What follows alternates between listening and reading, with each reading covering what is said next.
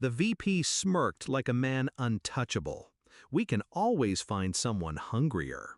The words slid across the table, dismissive, sharp, designed to cut.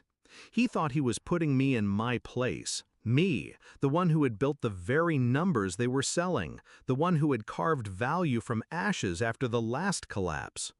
I didn't reply. I didn't need to, because the man across from us, the lead buyer, looked at the binder in front of him.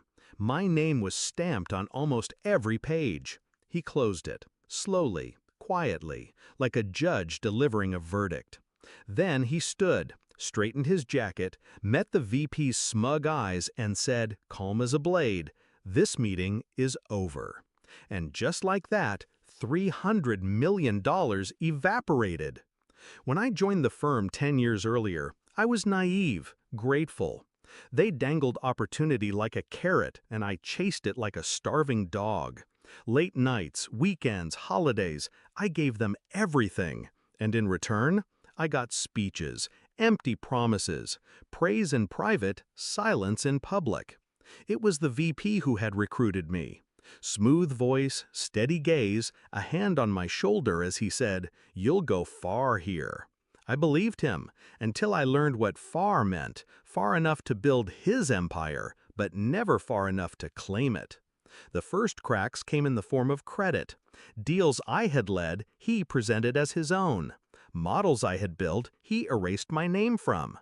Contacts I had nurtured, he claimed he'd secured. I let it slide, thinking merit would shine through.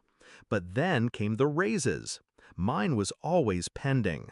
My peers got promoted while I stayed invisible, the workhorse behind the curtain. The betrayal was sharpest the year I pulled us from the brink of bankruptcy. I saved the firm tens of millions. He took the stage. I got a gift card. That's when patience curdled into resolve. I didn't rage. I didn't quit. I planned. Quietly, carefully, I built something he couldn't see: loyalty.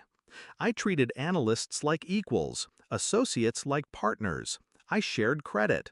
I gave them space to breathe where he smothered, and they noticed.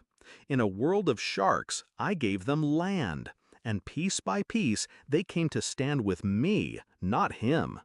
So when the acquisition surfaced, a $300 million prize, I knew it was my stage.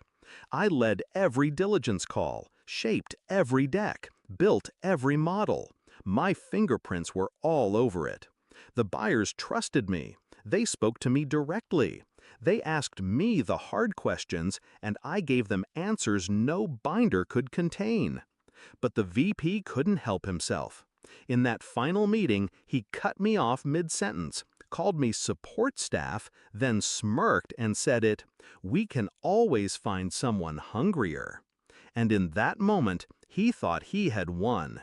He didn't see the buyer's eyes flick down to my name, didn't hear the subtle click of a binder closing, didn't feel the silence harden into judgment. But I did. The deal collapsed in less than an hour. The buyers pulled out. Our board panicked. Overnight, the VP went from golden boy to liability.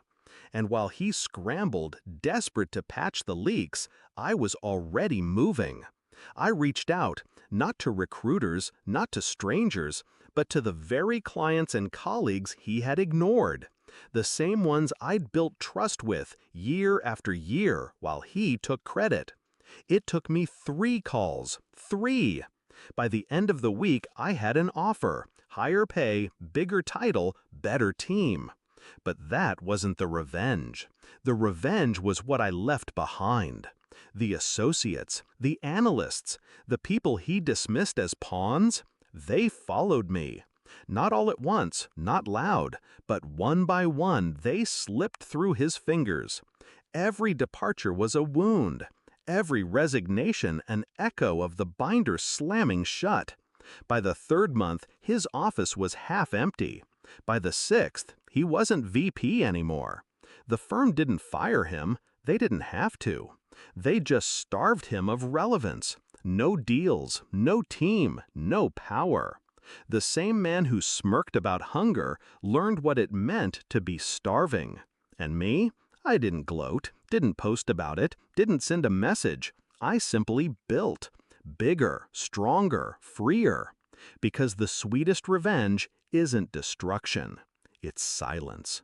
Silence as you rise. Silence as they fall. Silence that makes them wonder, every night, how you did it.